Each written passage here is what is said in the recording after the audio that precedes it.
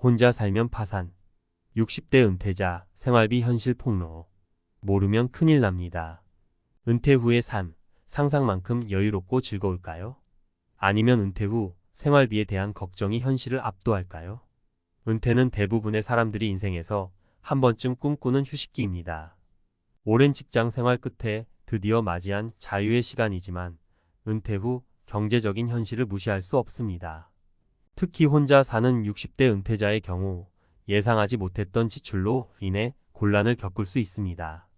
은퇴 후 1년 혼자 살면서 생활비가 얼마나 들지, 어디에 주로 돈을 쓰게 되는지 구체적으로 알아보겠습니다.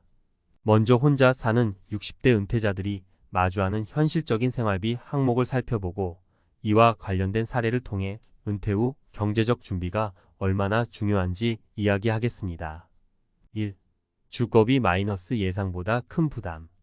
60대가 되면 이미 집을 마련해 놓았거나 최소한 주택 대출은 거의 갚았을 거라고 생각할 수 있습니다. 그러나 혼자 사는 은퇴자 중에는 여전히 월세를 내야 하거나 주택 유지 비용을 감당해야 하는 경우가 많습니다. 첫 번째 사례는 서울에서 혼자 살고 있는 김모 씨 62세입니다. 그는 은퇴 전 30년간 직장 생활을 하며 자녀들을 키웠고 자녀들이 독립한 후 소형 아파트에서 혼자 살기 시작했습니다. 하지만 김 씨는 은퇴 후에도 매달 내는 관리비, 공과금, 주택 수리비 등의 주거비가 큰 부담이 될 줄 몰랐다고 말합니다. 관리비만 해도 월 평균 25만 원, 여름철 에어컨을 자주 사용하면 전기요금이 15만 원에 달하는 경우도 있다고 합니다. 예상하지 못한 주거 비용이 생각보다 커져서 김 씨는 매달 고정비 지출을 관리하는데 어려움을 겪고 있습니다. 주거비를 절약하는 방법. 김 씨처럼 혼자 사는 은퇴자들은 월세 대신 주택을 소유하고 있다면 공과금과 유지비를 고려한 주거비 계획을 세우는 것이 중요합니다. 일부 은퇴자는 실버타운이나 공공임 대주택을 선택해 경제적 부담을 줄이기도 합니다. 2. 식비와 생활비 마이너스 작게 보이지만 큰 지출. 혼자 살면 먹는데 드는 돈이 적을 거라고 생각할 수 있지만 오히려 외식이나 간편식을 자주 사 먹으면서 식비가 크게 늘어나는 경우가 많습니다. 특히 나이가 들면서 건강을 유지하기 위해 신선한 식재료나 건강보조식품을 챙겨 먹게 되면 식비는 더 올라갑니다. 두 번째 사례는 박모 씨 65세입니다. 은퇴 후 박 씨는 혼자 밥을 해 먹는 것이 귀찮아 주로 배달 음식이나 간편식을 이용했습니다. 하지만 매달 30만 원 이상을 배달 음식에 쓰게 되면서 결국 식비가 예상보다 많이 나가게 되었습니다. 특히 건강을 위해 비타민제와 오메가-3 같은 건강보조제를 챙겨 먹다 보니 한 달에 추가로 10만 원 이상이 지출되었습니다. 혼자 살다 보면 음식 준비와 건강 관리에 소홀해질 수 있지만 그만큼 예상하지 못한 생활비가 늘어나는 경우가 많습니다. 식비 절약 방법. 박 씨의 경우처럼 간편식이나 배달 음식에 의존하면 식비가 늘어나기 쉽습니다. 따라서 건강도 챙기고 식비도 줄일 수 있는 방법으로는 집에서 직접 식사를 준비하는 습관을 들이는 것이 좋습니다. 주말에 미리 재료를 손질해 두거나 냉동식품을 준비해 두면 바쁜 날에도 간편하게 해결할 수 있습니다. 3. 의료비 마이너스 은퇴 후 필수적으로 고려해야 할 지출.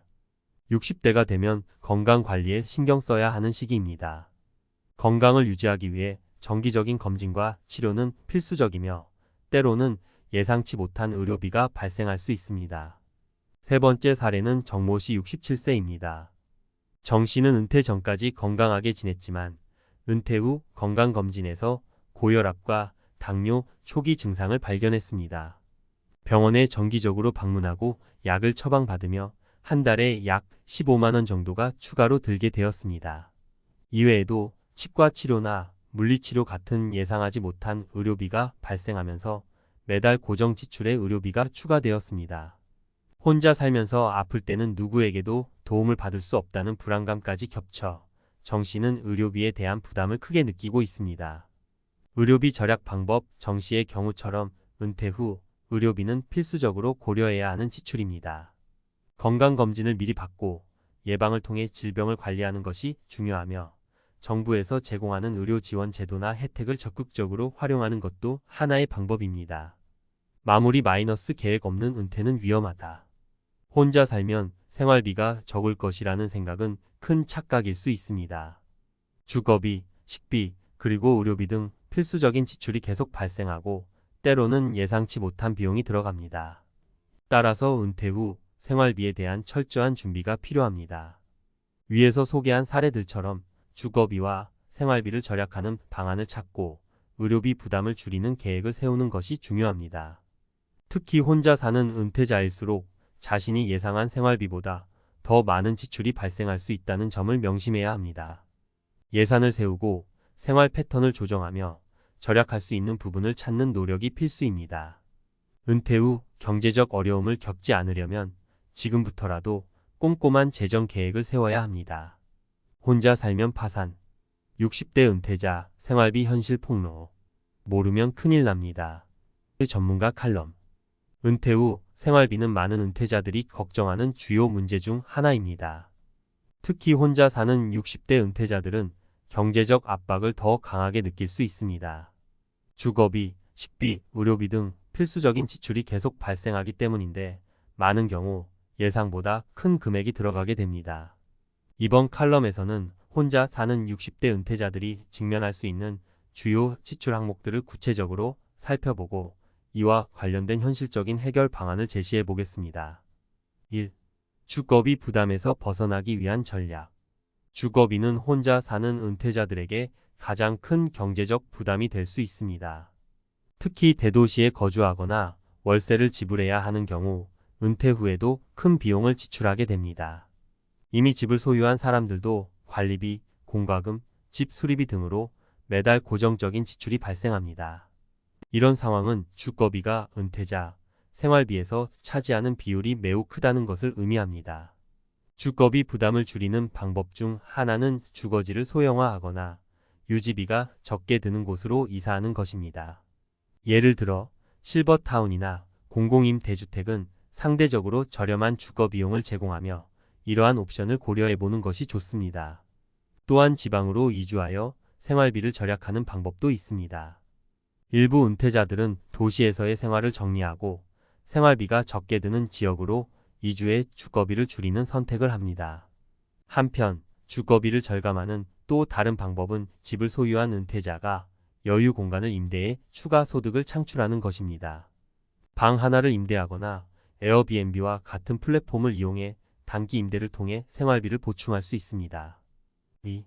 생활비 절약의 중요성. 식비와 기타 지출. 혼자 사는 60대 은퇴자들이 많이 놓치는 부분이 바로 생활비입니다. 특히 식비는 혼자 살면 적을 거라고 생각하지만 실제로는 외식이나 간편식을 자주 사 먹으면서 지출이 더 늘어날 수 있습니다. 간편식을 자주 먹다 보면 건강에 악영향을 미칠 수 있고 그로 인해 의료비가 증가하는 악순환이 발생하기도 합니다. 식비를 절약하려면 스스로 요리하는 습관을 들이는 것이 중요합니다. 혼자 요리하는 것이 귀찮을 수 있지만 주말에 미리 식재료를 준비해 두거나 냉동 보관해 둔 음식을 활용하는 등 조금만 신경 쓰면 식비를 크게 줄일 수 있습니다. 또한 지역 농산물 직거래 장터나 마트에서 세일하는 상품을 구입하여 알뜰하게 식비를 관리하는 것도 좋은 방법입니다. 여기에 더해 생활비 전반을 관리하는 방법으로는 예산을 세우고 자신의 지출을 기록해 보는 것이 중요합니다. 이를 통해 어디에 돈을 많이 쓰고 있는지 파악할 수 있고 절약할 수 있는 항목을 찾아낼 수 있습니다. 예를 들어 불필요한 구독 서비스나 자주 사게 되는 사치품을 줄이는 것으로도 많은 금액을 아낄 수 있습니다. 3. 건강은 돈으로 살 수 없다. 의료비 대비책. 은퇴 후 가장 걱정되는 지출 항목 중 하나가 바로 의료비입니다. 나이가 들수록 병원에 가야 하는 일이 잦아지고 작은 질병도 빠르게 치료하지 않으면 큰 문제로 번질 수 있습니다. 특히 만성질환 관리나 예상치 못한 사고로 인한 의료비는 금전적인 부담으로 이어질 수 있습니다. 의료비를 줄이기 위해서는 건강을 미리 챙기는 것이 최선입니다. 정기적으로 건강검진을 받고 건강을 유지하기 위한 생활 습관을 기르는 것이 필요합니다. 예를 들어 운동을 꾸준히 하거나 건강한 식단을 유지하는 것이 좋은 예입니다. 또 정부에서 제공하는 건강보험 혜택을 최대한 활용하는 것도 의료비를 절감하는 데 큰 도움이 됩니다. 만약 추가적인 건강보험이나 실손보험에 가입할 여력이 된다면 이를 통해 예기치 못한 의료비를 대비할 수 있습니다. 이와 함께 다양한 의료 지원 제도나 복지 혜택을 잘 알아두는 것이 중요합니다. 특히 저소득층을 위한 의료비 지원 프로그램이나 특정 연령대에 제공되는 혜택을 놓치지 말고 활용하는 것이 좋습니다. 이를 통해 부담스러운 의료비를 일부라도 경감할 수 있습니다. 4. 은퇴 후 경제적 자유를 위한 준비. 은퇴 후에도 경제적 자유를 유지하기 위해서는 단순히 지출을 줄이는 것만으로는 부족합니다. 수입을 창출할 수 있는 방법을 함께 고민해야 합니다. 예를 들어 소규모 창업을 하거나 프리랜서로 일하는 방식도 고려해 볼 만합니다.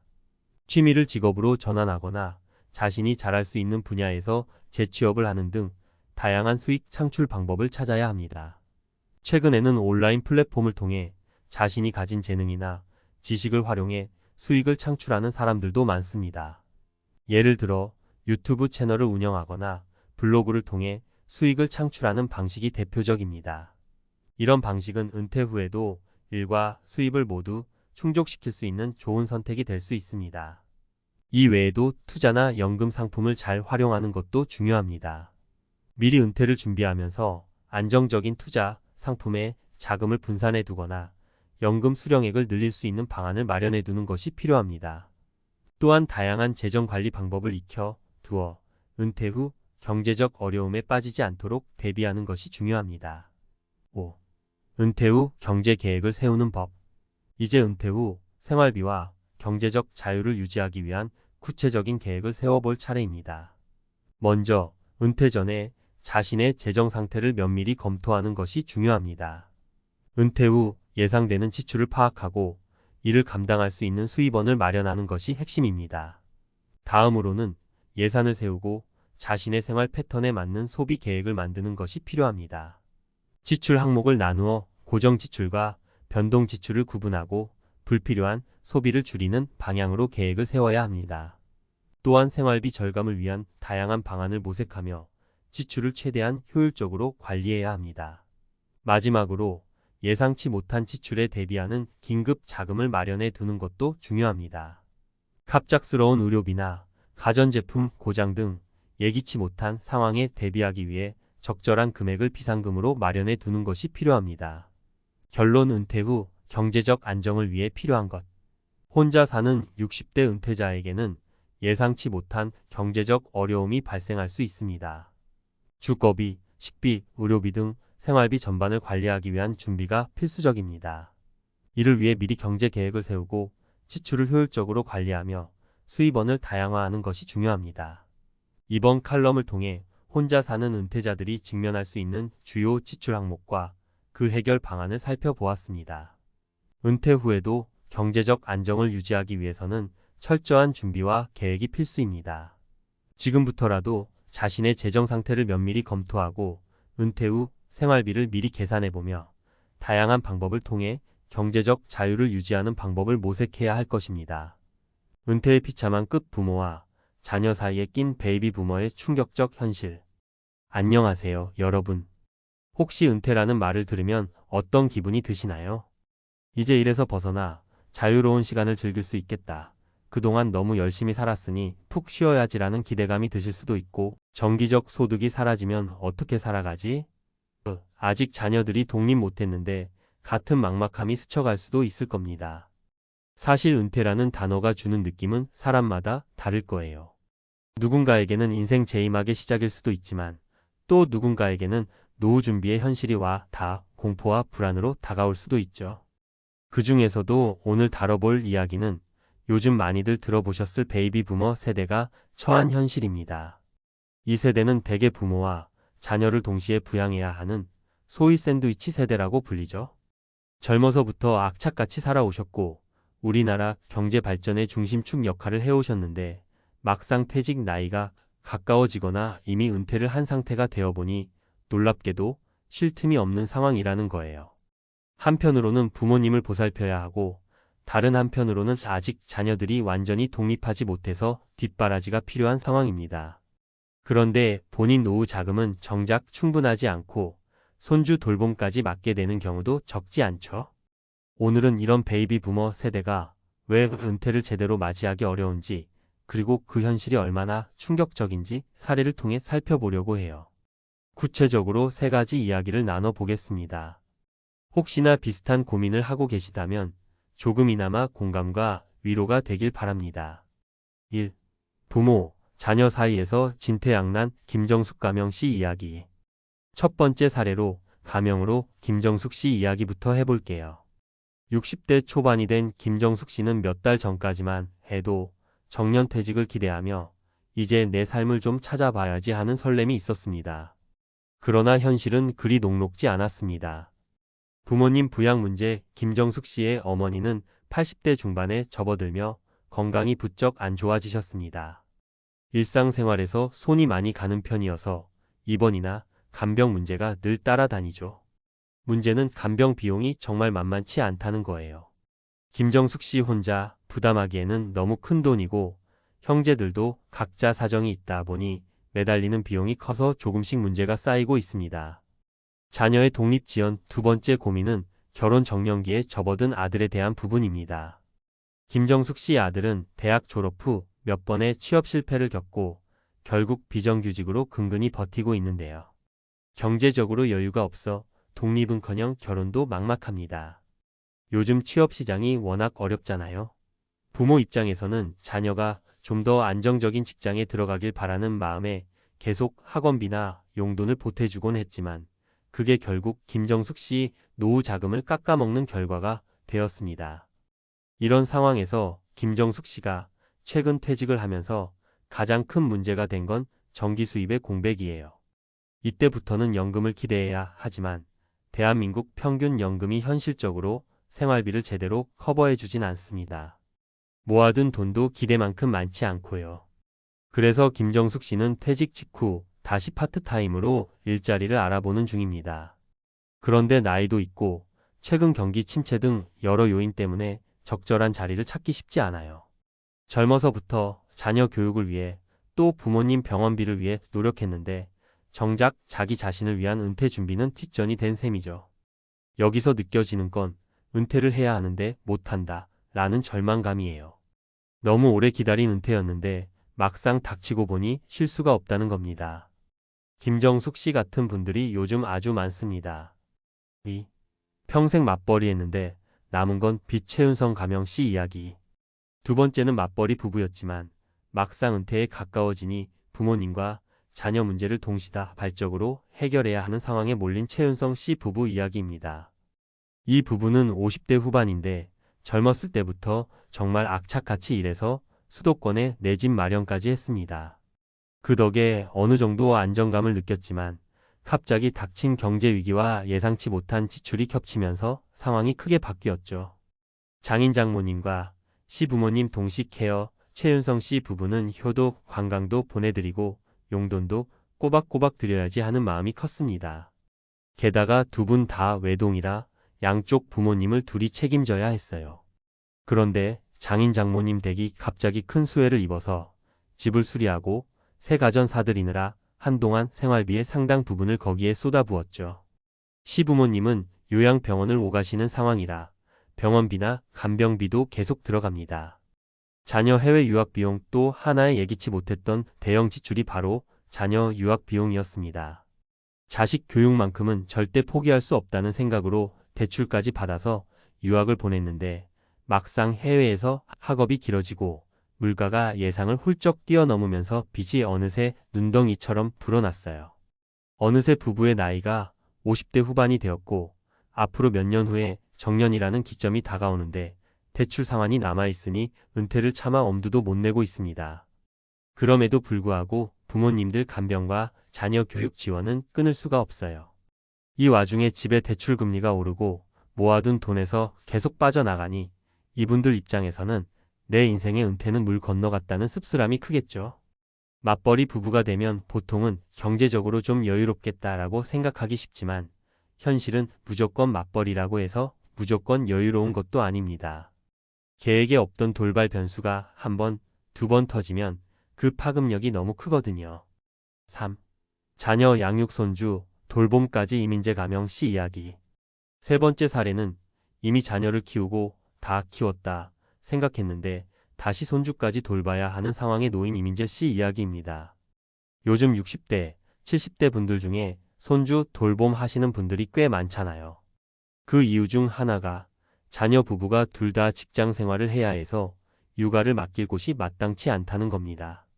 어린이집이나 유치원 등원 시간 전후로 아이를 봐줄 사람이 필요하고 퇴근이 늦어지면 당연히 할머니나 할아버지가 아이를 돌봐줘야 하죠.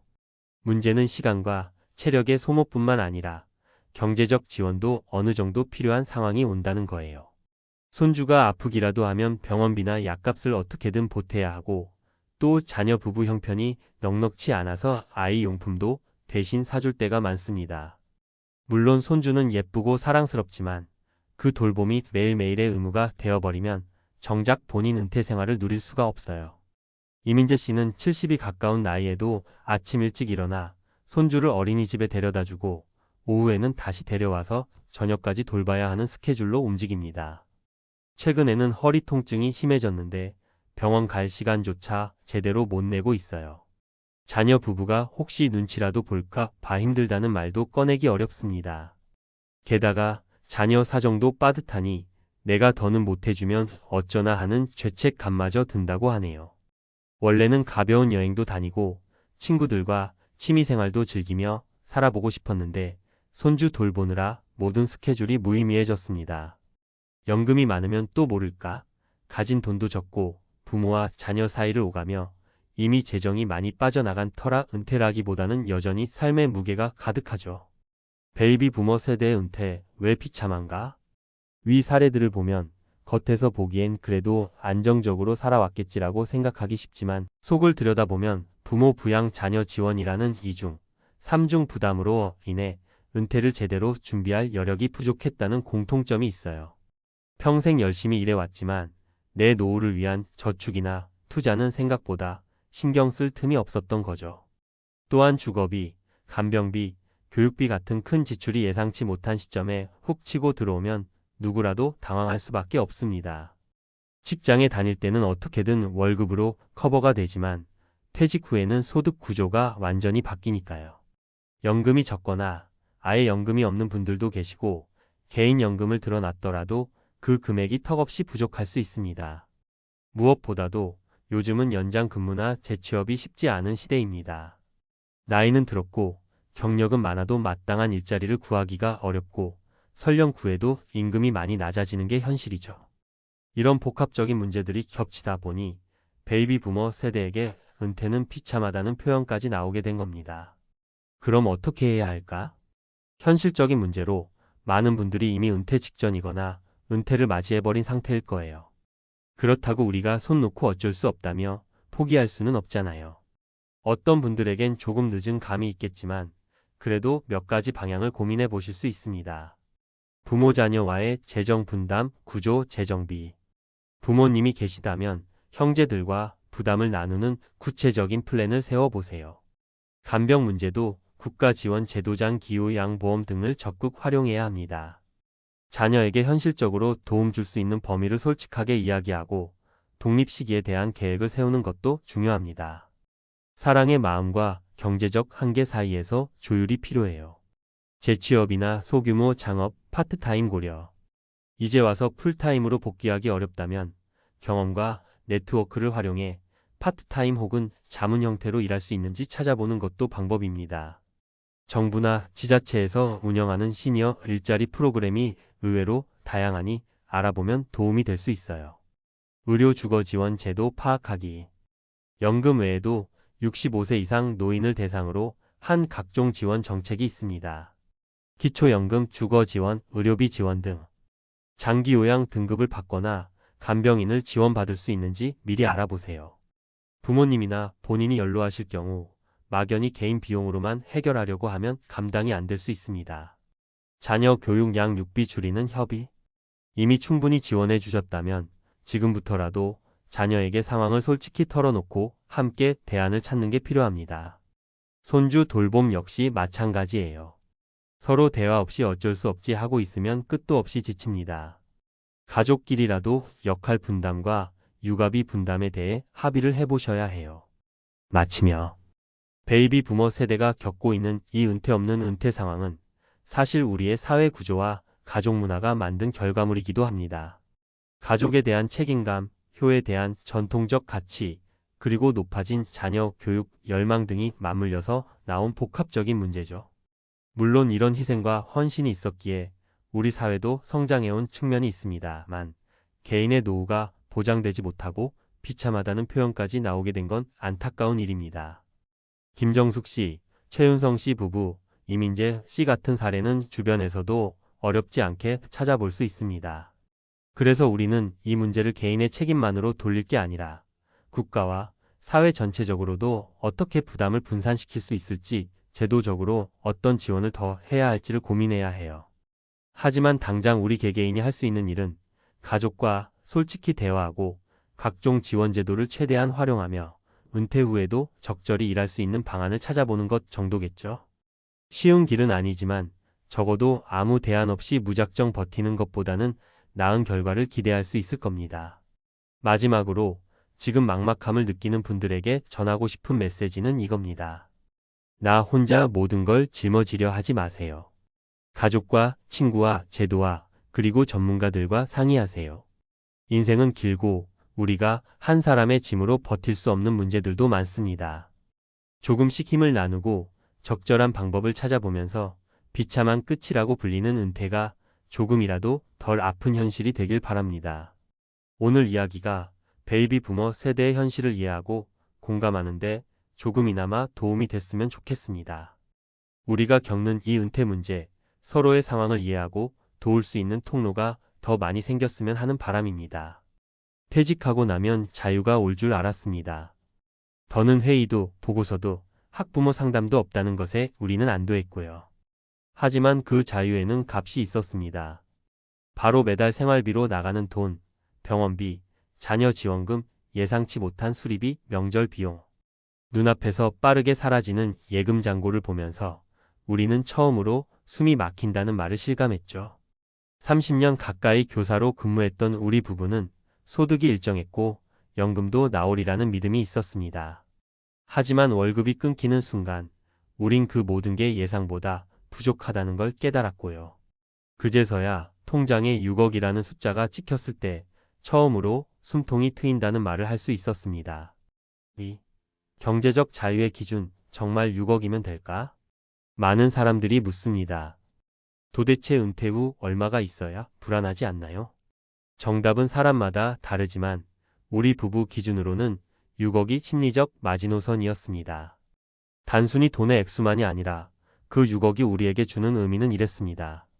월 200만 원씩 25년을 버틸 수 있는 계산. 갑작스런 병원비에도 무너지지 않을 심리적 안전망. 연금 수령 전까지의 시간 벌기. 그리고 내가 무언가를 다시 해야 하나는 강박에서 벗어날 여유.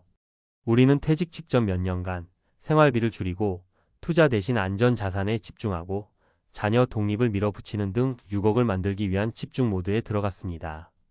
3. 실제 사례 58세 국어 교사 남편, 56세 미술 교사 아내의 선택. 정년 퇴직을 2년 앞두고 있었던 우리는 통장 잔고를 확인해 봤습니다. 퇴직금 예상액 포함 약 3억 5천만 원 정도. 이걸로 30년을 버틴다고? 간단히 계산해 봤죠. 월 200만 원씩만 써도 15년이면 바닥입니다. 그때부터 우리는 강도 높은 절약에 들어갔습니다. 외식 대신 집밥, 휴가 대신 집 근처 산책. 남편은 자동차를 팔았고 아내는 미술학원 수업을 온라인 강의로 바꿔 부수입을 만들었죠. 2년간의 집중 기간을 거치자 마침내 6억이라는 숫자를 통장에 찍을 수 있었고 그제야 그래, 이제 좀 살겠다고 서로 웃을 수 있었습니다. 4. 실제 사례 60세 전직 중학교 교장, 심리적 공포에 시달리다. 김태호 씨 60는 중학교 교장으로 정년을 채우고 퇴직했지만 막상 매달 들어오던 고정급이 사라지자 우울감에 빠졌습니다. 내가 이렇게까지 허무한 사람이었나. 연금은 150만 원 정도, 자녀 둘은 아직 독립 전. 통장에 4억이 있었지만 매달 줄어드는 돈을 보는 게 고통이었다고 합니다.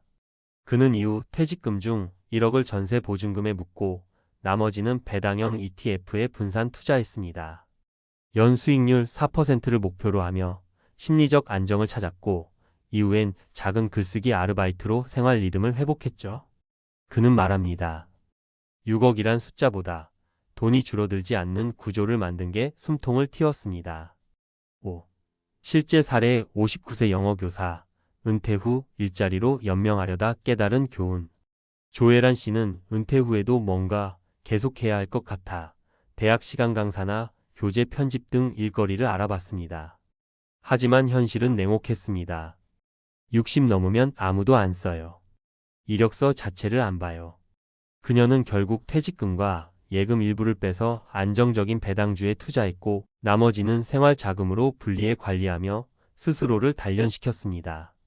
현재는 월 180만 원으로 조용히 살아가고 있습니다. 그녀의 말이 인상 깊었습니다. 6억이 있어서가 아니라 그걸 관리할 수 있어서 숨이 쉬어졌어요. 6. 결론 돈의 양보다 중요한 건 심리적 안전지대. 누군가는 말할 겁니다. 6억으로 어떻게 버티냐? 10억은 있어야지. 하지만 중요한 건 얼마가 있느냐보다 그 돈으로 삶을 어떻게 설계하느냐입니다. 퇴직 후의 삶은 단순한 은퇴가 아니라 새로운 인생을 시작하는 시기입니다. 그 시작점에서 가장 필요한 건 막연한 불안에서 벗어나 숨을 쉬게 해주는 수치일지도 모릅니다. 그게 우리에겐 6억이었습니다. 한 줄 요약. 돈이 많아서가 아니라 돈이 줄지 않는 구조를 만들었기에 숨이 트였습니다. 교사 부부 통장에 6억 쌓고서야 알았습니다. 그제야 숨이 쉬어졌습니다. 은퇴 후 경제적 자유를 위한 현실적 기준과 전략. 1. 왜 6억이 중요한가? 숫자가 말하는 심리적 안정선. 대한민국에서 은퇴 이후 기대 수명은 85세 이상입니다. 평균 은퇴 시점이 60세 전후임을 감안하면 최소 25년 이상의 무소득 기간을 감당해야 합니다. 그렇다면 은퇴 후 매달 최소한의 생활비로 어느 정도가 필요할까요? 기초생활비 월 180만원, 12개월 연간 2160만원. 예상 수명 25년 기준 필요자산 2160만원, 25년 5억 4천만원. 이 수치는 어디까지나 최소치이며 의료비, 노후주거비, 인플레이션 등을 고려하면 여유 자금 포함 6억 원 수준이 심리적 버팀목으로 작용하는 것입니다. 실제 은퇴자들 사이에서도 통장에 5억이 있으면 막막하고 6억이 되면 안도된다는 심리적 경계선이 자주 언급됩니다. 2. 교사 부부의 은퇴 자산 전략, 꾸준한 소득, 과소비 방지, 안정적 자산 운용. 교직은 정년이 보장되고 공무원 연금이라는 고정 수입이 있지만 그럼에도 불구하고 교사 부부가 6억을 목표로 삼은 이유는 다음과 같습니다. 은퇴 전 전략 요약. 퇴직 5년 전부터 소비 구조 점검. 외식 줄이기, 차량 일대 줄이기, 자녀 교육비 단절 등. 퇴직금 및 저축 자산의 용도 분리. 생활비 계좌 월 200만원 자동 이체, 의료비 예비비 현금성 자산, 장기 투자 자산 배당형 ETF, 국채 등. 안정적 소득 흐름 구축. 공무원 연금, 월 배당 투자로 월 20만 250만원 확보. 퇴직 후에는 소득보다는 자산을 얼마나 효율적으로 배분 관리하는가가 핵심입니다. 3. 경제적 자유의 핵심 요소 3가지. 은퇴자에게 경제적 자유란 단순히 돈이 많은 상태가 아닙니다. 다음 3가지 요건이 충족되어야 진짜 자유라고 할 수 있습니다. 1. 생활비 지출의 예측 가능성. 고정 지출을 안정적으로 커버할 수 있는 구조. 예월 배당 상품, 연금 수령 등. 2. 자산의 보존성. 리스크가 낮고 예측 가능한 수익 구조 유지. 예 배당주, 채권, 정기예금, 주택임 대수익 등. 3. 위기 대응 여력. 의료비, 자녀 지원, 갑작스런 지출 등 대비한 유동자금 확보.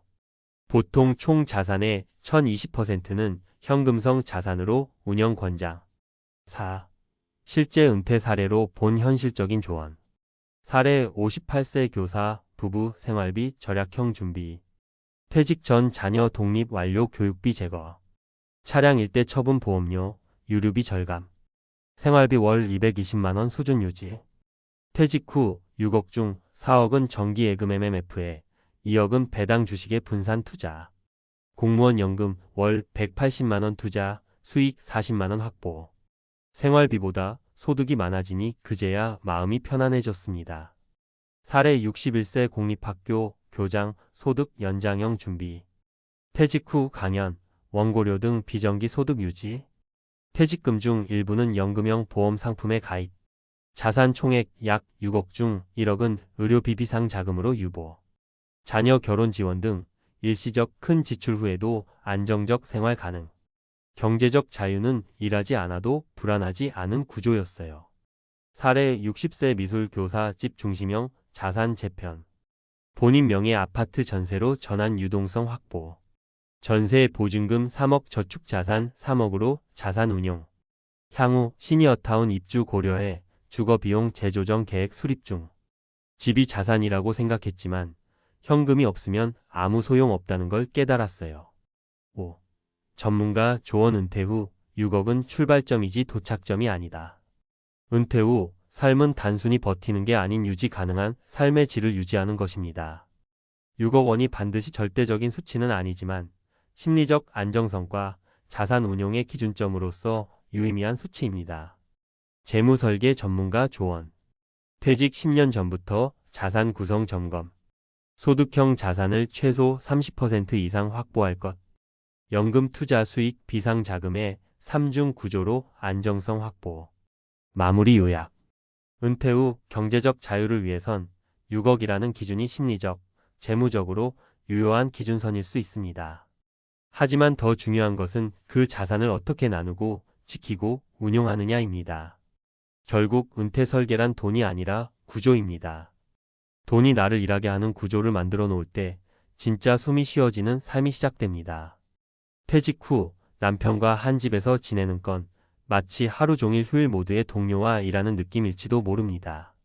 처음엔 같이 시간을 보내는 게 좋을 거라 생각했지만 막상 현실은 달랐죠. 설거지 하나로 다툼이 시작되고 TV 채널 싸움이 일상이 됩니다. 은퇴 후에 집이 평화로운 안식처가 아닌 또 다른 전쟁터로 변한다면 어떨까요? 퇴직 후 남편과 한 집에서 지내는 현실 행복한 동행일까? 피할 수 없는 갈등일까? 퇴직 후 남편과 한 집에서 보내는 시간이 늘어나면 부부 관계에 예상치 못한 변화가 찾아옵니다. 처음엔 서로에게 더 많은 시간을 할애할 수 있다는 기대에 부풀지만 막상 일상이 시작되면 갈등의 씨앗이 싹트기 마련입니다. 여기서 중요한 건 이 문제는 결코 특정 부부만의 이야기가 아니라는 겁니다. 많은 아내들이 같은 고민을 안고 있죠. 어떻게 하면 이 갈등을 지혜롭게 해결할 수 있을까요? 은퇴 후 부부 생활의 다양한 사례를 통해 해법을 찾아보겠습니다. 1. 소소한 갈등이 커지는 이유. 생활 패턴 차이. 퇴직 후 가장 흔한 문제는 서로 다른 생활 패턴입니다. 남편은 직장 생활의 연장선에서 집에서도 지배력을 발휘하려 하고 아내는 자신만의 오랜 일상 루틴을 방해받습니다. 사례 1. TV 리모컨 전쟁. 은퇴한 지 6개월 된 60대 부부 어신의 이야기입니다. 남편은 아침부터 저녁까지 TV를 켜놓고 뉴스와 스포츠를 돌려가며 보는데 아내는 조용한 환경에서 책을 읽거나 자신의 취미를 즐기고 싶어 했습니다. TV 소리로 시작된 작은 다툼은 왜 집안일을 도와주지 않느냐는 문제로 번졌고 결국 두 사람은 서로 대화조차 피하게 됐습니다. 해결책 전문가들은 부부가 서로의 개인 시간을 존중할 수 있는 공간 분리가 필요하다고 조언합니다. 각자 좋아하는 활동을 할 수 있는 구역을 정하거나 TV 시청 시간표를 만들어 합의하는 것도 갈등을 줄이는 방법입니다. 2.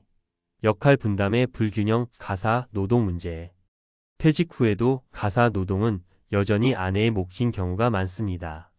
남편은 나는 퇴직했으니 이제 쉴 자격이 있다고 생각하는 반면 아내는 평생 일했으면 이제 당신도 도와야 하지 않느냐는 입장이죠. 사례 2. 설거지 하나로 터진 감정의 골. B씨 부부는 은퇴 후 한 달 만에 큰 싸움을 했습니다. 남편은 하루 3끼를 집에서 먹으면서도 설거지는 한 번도 하지 않았고 아내가 설거지를 부탁하자 내가 집에 있으니 더 편할 줄 알았다며 불만을 털어놨습니다. 결국 아내는 내가 당신의 가정 부냐고 폭발했습니다. 해결책. 이 문제를 해결하려면 명확한 역할 분담이 필요합니다. 부부가 함께 가사 목록을 작성하고 역할을 나누는 것도 좋습니다. 특히 남편이 가사에 능숙하지 않더라도 작은 일부터 시작하면 점차 참여도가 높아질 수 있습니다. 3. 갑작스러운 친밀감 관계의 거리 조절 실패. 오랜 시간 떨어져 지내던 부부가 하루 종일 함께 있다 보면 친밀감이 오히려 독이 될 수 있습니다. 적당한 거리감이 필요하지만 이를 모르고 모든 시간을 함께 하려는 것이 문제를 키웁니다. 사례 3. 너무 가까워진 사이가 만든 갈등. C씨는 은퇴 후 남편과 하루 종일 같은 공간에 있다 보니 사소한 일에도 신경질이 났습니다. 남편이 밥을 먹을 때 내는 소리나 집안을 정리하지 않는 행동이 점점 거슬리기 시작한 거죠. 그러다 결국 남편이 왜 나만 나무라느냐고 소리치면서 둘의 관계는 냉랭해졌습니다. 해결책 이럴 땐 함께하는 시간과 혼자만의 시간을 구분하는 게 중요합니다. 부부가 각자의 취미를 가지거나 일정 시간을 따로 보내며 관계를 조율해야 합니다. 은퇴 후 부부가 지켜야 할 3가지 원칙. 개인 시간 존중하기. 은퇴 후에도 각자의 공간과 시간을 존중하는 것이 필수적입니다. 지나친 간섭보다는 서로의 자유를 보장해주는 태도가 관계를 더욱 건강하게 만듭니다. 역할 분담과 협력. 가사와 생활의 균형을 맞추기 위해 명확한 역할 분담이 필요합니다. 단, 상대방에게 무조건적인 희생을 요구하지 않고 대화로 합의점을 찾는 것이 중요합니다. 대화와 공감의 연습. 갈등은 피할 수 없지만 대화를 통해 서로의 입장을 이해하고 공감하려는 노력이 중요합니다. 특히 감정을 억누르기보다는 솔직하게 털어놓는 것이 갈등을 줄이는 데 도움이 됩니다. 퇴직 후 부부 생활은 새로운 시작과 도전입니다. 행복하게 동행할 수도 있고 갈등 속에서 관계를 잃어버릴 수도 있죠. 가장 중요한 건 서로를 이해하고 문제를 함께 해결하려는 노력입니다. 이 글이 여러분의 은퇴 후 삶에 작은 도움이 되길 바랍니다. 전문가 칼럼 은퇴 후 부부 갈등 극복의 3가지 핵심 전략. 퇴직 후 부부 관계는 새로운 도전에 직면합니다. 은퇴는 한 사람이 직장을 떠나는 변화에 그치지 않고 부부 생활 전반을 재정의하는 시기입니다. 이 시기를 어떻게 보내느냐에 따라 부부의 미래가 달라질 수 있습니다. 행복한 동행으로 나아가기 위해선 무엇을 준비해야 할까요? 전문가로서 이 질문에 답을 찾아보고자 합니다. 1. 갈등의 근본 원인 파악. 생활 패턴의 충돌. 은퇴 후 가장 흔한 갈등의 원인은 서로 다른 생활 패턴입니다.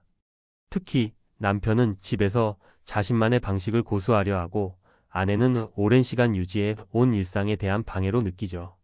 전문가의 조언. 생활 패턴 협약을 도입하세요. 은퇴 후에는 부부가 서로의 시간을 존중하며 새로운 일상을 만들어야 합니다. 예를 들어 오전에는 각자 시간을 갖고 오후에는 함께하는 시간을 정하는 등 간단한 규칙만으로도 생활의 조화를 이룰 수 있습니다. 실제 사례. 60대 부부인 김씨 부부는 남편의 퇴직 후 갈등이 끊이지 않았습니다. 아내는 자신만의 시간을 확보하기 위해 남편에게 운동 시간을 제안했고 남편은 매일 동네 산책을 하며 마음의 여유를 되찾았습니다. 그 결과 두 사람의 관계는 더 좋아졌습니다. 2. 역할 분담과 협력. 가사 문제의 재정의. 퇴직 후에도 가사 노동은 여전히 아내에게 과중되는 경우가 많습니다. 그러나 가사와 관련된 불만은 단순히 일이 많아서가 아니라 역할에 대한 기대치의 불균형에서 비롯됩니다. 전문가의 조언. 공정한 역할 분담이 중요합니다. 퇴직은 새로운 균형을 찾을 기회이기도 합니다. 남편과 아내가 함께 가사 목록을 작성하고 역할을 명확히 분담해야 합니다. 단, 모든 일을 반반씩 나누기보다 각자가 잘할 수 있는 일을 중심으로 책임을 나누는 게 더 효과적입니다. 실제 사례. 박씨 부부는 퇴직 후 가사 회의를 통해 서로의 역할을 정했습니다. 남편은 요리를 맡고 아내는 청소와 빨래를 담당하기로 했죠. 서로의 노고를 인정하고 주기적으로 역할을 재검토하면서 갈등을 줄였습니다. 3. 친밀감의 재조정. 거리 두기와 함께하기의 균형.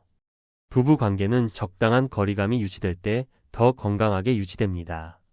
하지만 퇴직 후에는 하루 종일 같은 공간에 있다 보니 이런 거리감을 유지하기 어렵습니다. 전문가의 조언. 개인 시간과 공유 시간을 분리하세요. 부부가 각자 취미를 개발하거나 혼자만의 시간을 갖는 것이 필요합니다. 아울러 부부가 함께 즐길 수 있는 취미를 찾는 것도 좋은 방법입니다. 실제 사례. 60대 최 씨 부부는 퇴직 후 자주 싸우게 되었지만 함께 요리 수업에 참여하면서 관계가 개선되었습니다. 아내는 남편이 노력하는 모습을 보며 감동했고 남편은 새로운 도전을 통해 성취감을 느꼈습니다. 전문가의 결론, 은퇴 후 부부 관계를 위한 3가지 전략. 서로 다른 리듬을 이해하라. 은퇴 후에는 서로의 생활 리듬이 다를 수밖에 없습니다. 이 차이를 인정하고 맞춰 나가는 노력이 필요합니다. 함께 나누는 책임감을 가져라. 가사는 누구의 일도 아니며 부부가 함께 책임져야 하는 부분입니다. 작은 협력이 큰 변화를 만듭니다. 함께하지만 혼자 있는 시간도 중요하다. 가까운 관계일수록 적당한 거리감을 유지하는 것이 더 건강한 관계로 이어집니다. 퇴직 후 부부 관계는 갈등이 아닌 새로운 기회의 장이 될 수 있습니다. 서로를 이해하고 노력하며 소통하는 법을 배운다면 은퇴 후의 시간은 또 다른 행복의 장이 될 것입니다. 오늘의 이야기가 부부의 미래에 작은 영감을 줄 수 있기를 바랍니다.